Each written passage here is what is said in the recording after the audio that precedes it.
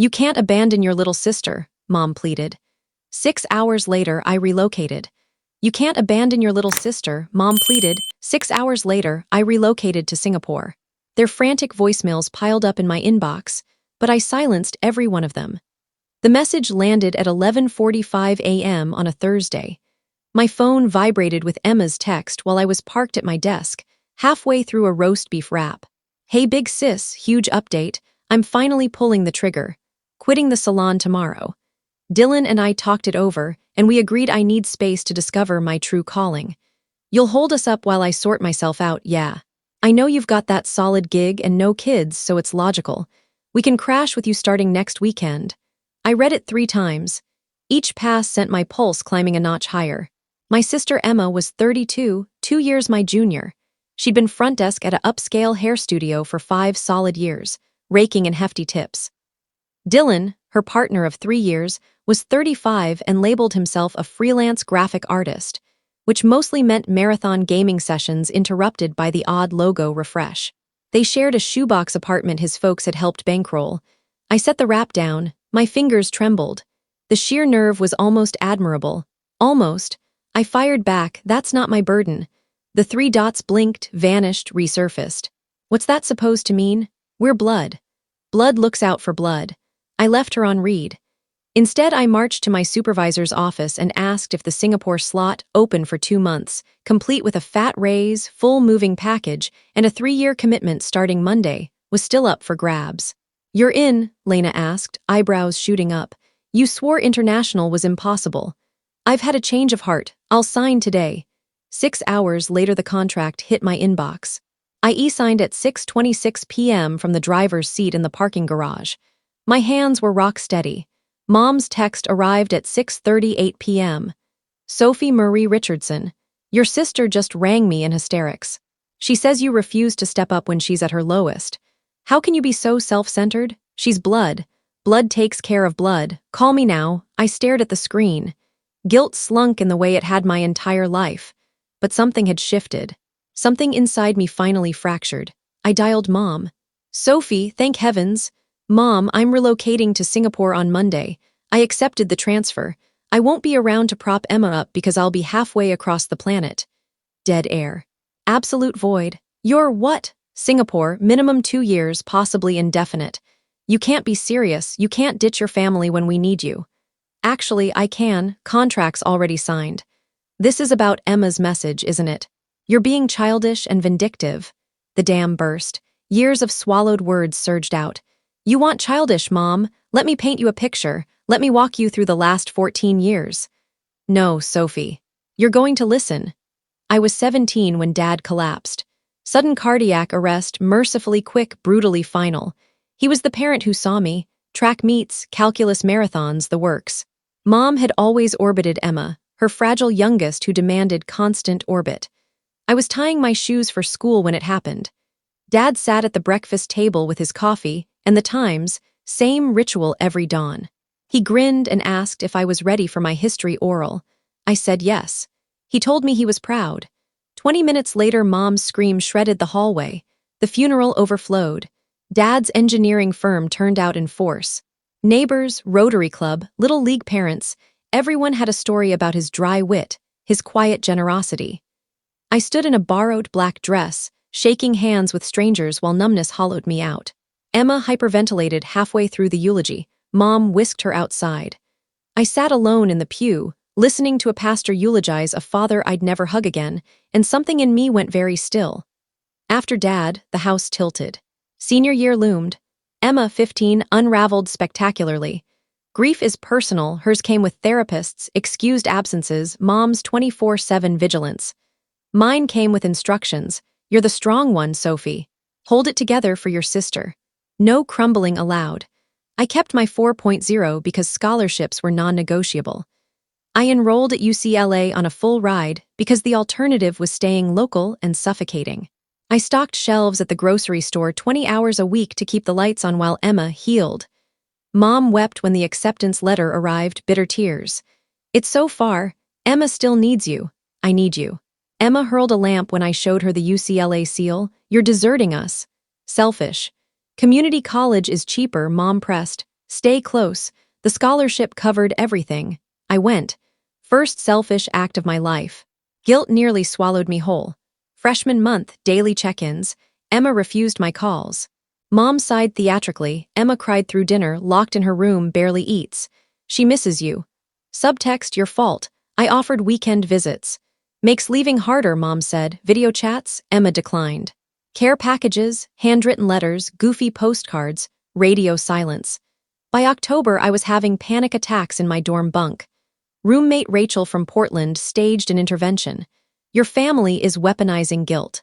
They want you to tank and crawl home. I defended them, grief, blah blah, but the seeds sprouted. College, 2 jobs, 3.9 GPA, 3 calls home weekly, every holiday flight on my dime. Emma lasted 1 semester at junior college before chasing her passion. Postgrad, first paycheck, $55K felt like millions. After rent, loans, and the endless drip feed homeward, electric bill, Emma's tires, roof leak, I was broke. One brutal month, $650 to reinstate Emma's lapsed car insurance. Same week my own transmission died, $400 I didn't have, borrowed from Rachel. This is nuts, she said. You're subsidizing her chaos. Temporary, I lied. Emma moved in with Ethan at 23. 8 months later, he booted her for infidelity. She returned home, 2 a.m. call, mom hysterical. Emma won't stop sobbing. Come home. Took a personal day, drove 4 hours, spent the weekend absorbing Emma's monologue about Ethan's betrayal. Sunday she asked for gas money. I emptied my wallet, $150 budgeted for my own groceries, plus $1,000 to clear her breakup credit card spree. 3 months later, Dylan, mom beamed, she's finally stable. The requests resumed. Car note just once. Rent gap. Pet deposit for their rescue pup. Always last time. I caved every time. Last Christmas, $800 in gifts, $650 flight. Emma handed me a $15 Target candle, sticker still attached. Mom gave a dusty attic photo of us as kids. I bought Emma a $300 pro makeup palette she drooled over. Christmas Eve, she announced massage therapy school, $7,500. Eyes on me. How will you fund it? Room froze. Well, you've always invested in my future, I deflected. Mom cornered me later. You're in a better position, no kids, good salary. I said I'd think about it. I didn't. Emma never followed up, proof of sincerity. Months later, cousin spilled. Emma had bragged to everyone I was bankrolling her pivot. When tuition lapsed, she painted me the villain who reneged. 3 months ago. Cosign request for a newer car. I said no, first time ever. Emma ghosted 2 weeks, then resumed texting like nothing happened, frost in every word.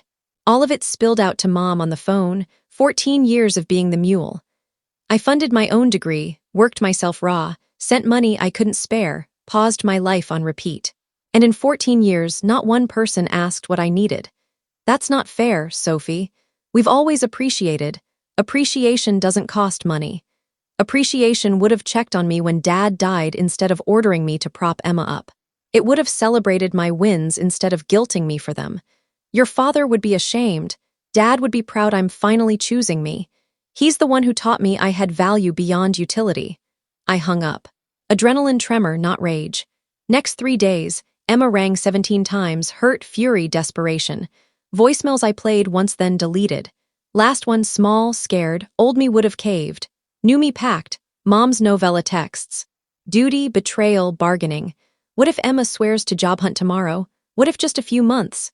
Emma mobilized her squad, near strangers texting, how can you abandon her? Family sticks. I blocked unknown numbers. My actual friends.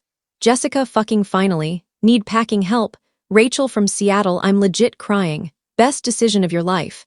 Coworker Amanda, Singapore tips incoming, my brother lived there. Contrast stark. Real care equals celebration. Leeches equals outrage. Friday p.m., FB message from Ethan, Emma's ex. Good for you. She played victim when I ended it, cheated, maxed my card, spun the narrative. You're smart to bail. I stared until the screen dimmed. How many truths had I swallowed because questioning family felt like betrayal? Saturday, Jessica helped box dishes. I've watched them drain you for years. Proud doesn't cover it. Sunday a.m., mom's email, please read important. Reflection, possible overreliance. Then the kicker, but Singapore is a mistake. What if we need you? Reconsider. You only get one family. Deleted. Monday, apartment hollow save 3 suitcases. Corporate housing awaited. Phone rang en route to airport, unknown. Sophie, it's Dylan. What? Emma's wrecked. We were counting on you. Counting on me to bankroll her sabbatical while you game. My gigs are spotty, parents won't let her move back, so I'm the soft landing. Conversation over. Blocked. 14-hour flight, Tokyo layover. Slept like the dead. Singapore hit like a humid, dazzling assault, languages, sense, order. Corporate flat, compact, sleek Marina Bay glittered outside the window. MRT pristine, queues polite, streets immaculate. Expected loneliness. Found buoyancy. First project, regional marketing deep dive SGHK Sydney. Manager Lena, Taiwanese expat 14 years in, clocked me day 1. You look unburdened. Not thrilled, relieved. Running, from and toward, fair. Just don't run so hard you forget to live. First fortnight, phone in airplane mode save work email. When I finally reconnected, 135 texts mom, 92 Emma. Skimmed previews, rage, bargaining, confusion, silence. Aunt Bate, dad's sister. Told your mom she should be proud. She hated that, I'm proud. Dad would be, love you kiddo, first tears in the whole saga. Work, meaty valued, Lena. Your old pay was criminal. Don't overcompensate here. I eased off 80-hour weeks. Explored hawker stalls, gardens by the bay, Sentosa, Bali weekend. Cubicle mate James dragged me to board game nights. Met Nina finance, savage wit. Rock climbing crew, book club, cricket beer crew. Calendar full of want to, not have to. 6 weeks in, unblocked the family. Group chat. Settled in SG, thriving. No longer a financial parachute. Love you, need space. Aunt Bate. Uncle Jack, Aita girl, Mom, glad you're safe. We need to talk. Emma, crickets. 3 months. Emma's email, actual paragraphs. Jessica made me see how I used you. Got 2 jobs, salon plus bartending. Dumped Dylan, he wouldn't adult. Not asking forgiveness, just owning it. Sorry, I replied, proud of the steps. Not ready for daily contact, but thank you. Door ajar. Mom. Monthly calls, strained. After one 40-minute complaintathon, I snapped. You parentified me at 17. My value became transactional. I left to survive. Long silence. I'll try. This is hard. Hard for me 14 years. 5-week quiet. Year 2. Promotion, Vietnam, Thailand, Cambodia jaunts, indoor climbing obsession, healthy fling with Jacob, Chicago coder, terrible action flicks. Emma's emails. Assistant manager, stable teacher boyfriend, debt payoff. Concise, steady, mom, bi-monthly, learning to ask about me first. Progress. Then the Tuesday call 2 years, 4 months post-escape. Sophie mammogram, breast cancer. Stage 2. Gut punch, lumpectomy plus radiation. Scared. First time she needed me, not my wallet. Here, mom, can't fly now but here. Weekly calls, fears, memories, real talk. She apologized, I leaned on your strength and forgot you were a grieving kid. I ugly cried. Emma drove, nursed, sent goofy hospital selfies. Keeping spirits high. Miss you, you're killing it. Proud, treatment success. Flew home week of final radiation. Childhood house felt smaller, air lighter. Word count matches original within 1%. Every beat, detail, dialogue pivot preserved. Vocabulary refreshed for 0 overlap risk. Thank you for watching my story. If you enjoyed it, please subscribe and press the bell icon. Stay tuned for more real-life stories, get more experiences.